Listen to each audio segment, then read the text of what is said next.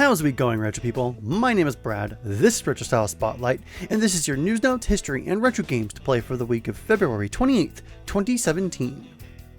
Last week's tutorial, and unfortunately my last tutorial, it's a mostly obscure line of Japanese home computers, but there exists a lot of good games here, as well as some English translations. Some games will require Japanese knowledge, but there will be quite a few that don't either, so check it out in the links below. In ROM hacking and translation news, I came across this ROM hack that looks fairly interesting. The base game here is Super Metroid, and it's called Super Metroid Zebes Revisited.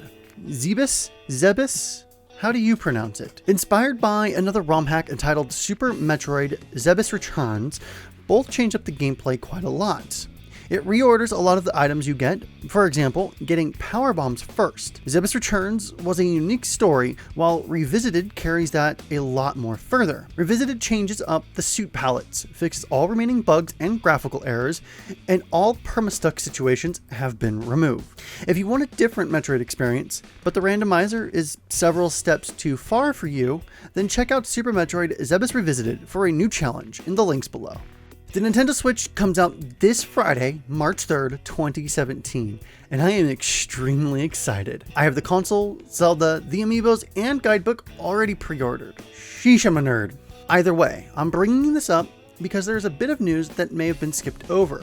Well, two that kind of go hand in hand. We all know about Virtual Console, an amazing service from Nintendo that lets you buy old Nintendo games on an array of their consoles. It has been up until now, though, when you buy these games, they're more or less locked to that system. Nintendo did provide a way for you to carry over your Wii Virtual Consoles to Wii U, and if the game was on Wii U, for $1 more, you could get the Wii U version of it.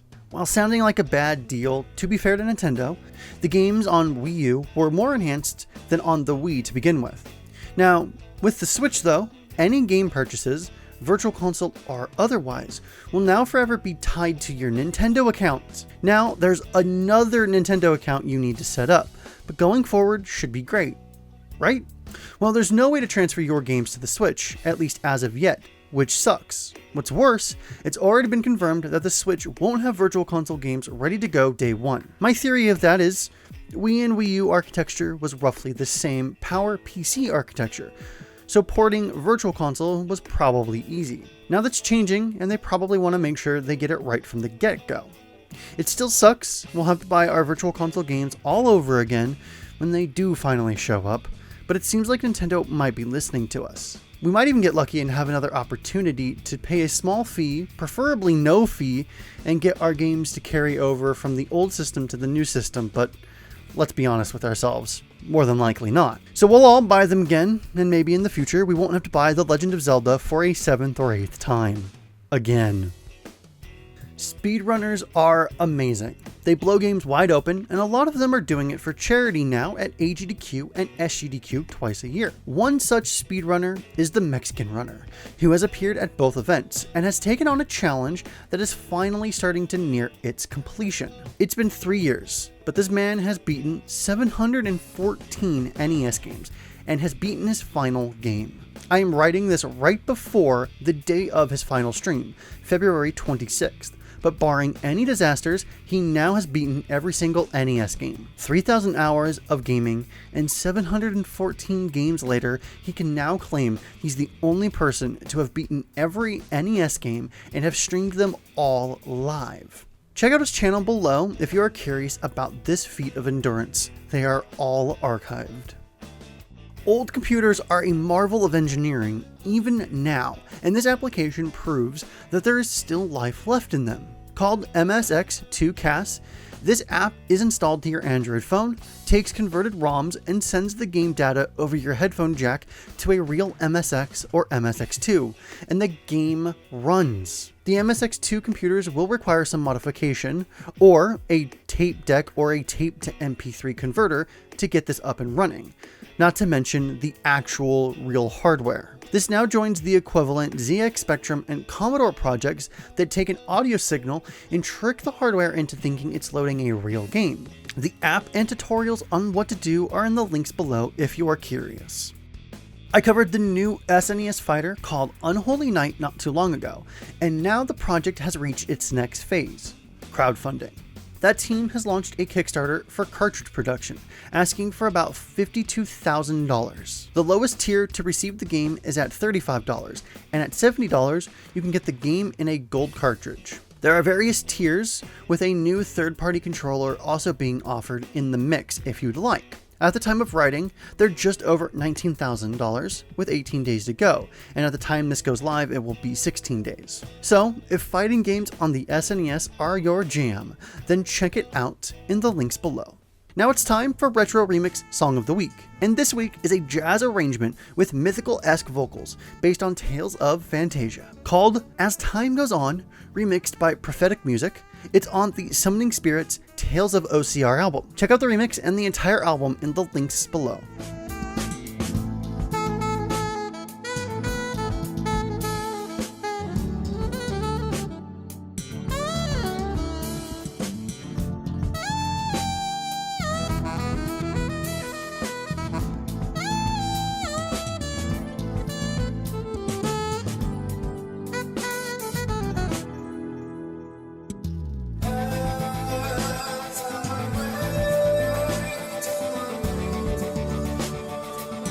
This month in 1997, Mario Kart 64 was released to the North American market. Mario Kart 64 is a 1996 kart racing game developed and published by Nintendo for the Nintendo 64. It was the successor to Super Mario Kart for the SNES and is the second game in the Mario Kart series. It was released first in Japan on December 14, 1996, and in North America and Europe in 1997. In January of 2007, Mario Kart 64 was released as a downloadable virtual console title on the Wii, and later on the Wii U. Changes from the original include the move to polygon-based true 3D computer graphics for track design and the inclusion of 4-player support. Players take control of characters from the Mario universe who race around a variety of tracks with items that can either harm opponents or aid the user. The move to 3-dimensional graphics allowed for track features not possible with the original game's Mode 7 graphics, such as changes in elevation, bridges, walls, and pits. However, the characters and items remained 2D pre-rendered sprites. Mario Kart 64 received generally positive reviews. IGN stated, though the single-player mode is a bit of a step back from the Super Nintendo original, Mario Kart 64 still offers one of the best multiplayer experiences to be had on the N64. GameSpot insisted that though the graphics and sound of the game are impressive, the gameplay is too easy and lacks depth. The game placed 17th in official Nintendo Magazine's 100 Greatest Nintendo Games of All Time. Mario Kart 64 sold approximately 5.5 million copies in the United States and 2.24 million in Japan. Game Informer reported in June 2014 that the game had sold 9.87 million copies worldwide, making it the second best-selling game on Nintendo 64. If you are a patron that pledged to be a part of our Patreon campaign and are watching this early, then thank you very much. For those of you who pledged at the producer level role, your names are now on screen. If you are interested in seeing your name as part of Retro Style Spotlight, the tutorials, and have it be inside of the Launchbox app, then head on over to our Patreon link in the description below. At just $2 a month, you can see content like RSS early, and at higher tiers, you start to unlock things like exclusive Discord server access, producer credits, and a personal hangout with the Launchbox team. Any dollar amount anyone pledges to our campaign is helping us create a better product, and we could not thank you enough.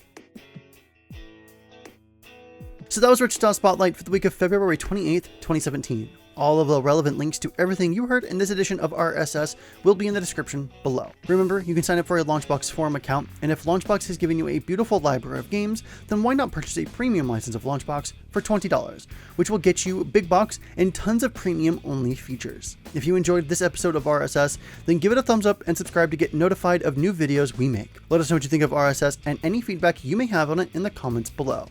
My name is Brad, the link to my channel is also below, and remember, Freaks and Geeks, to play more games, and we'll see you next time. Have a good day!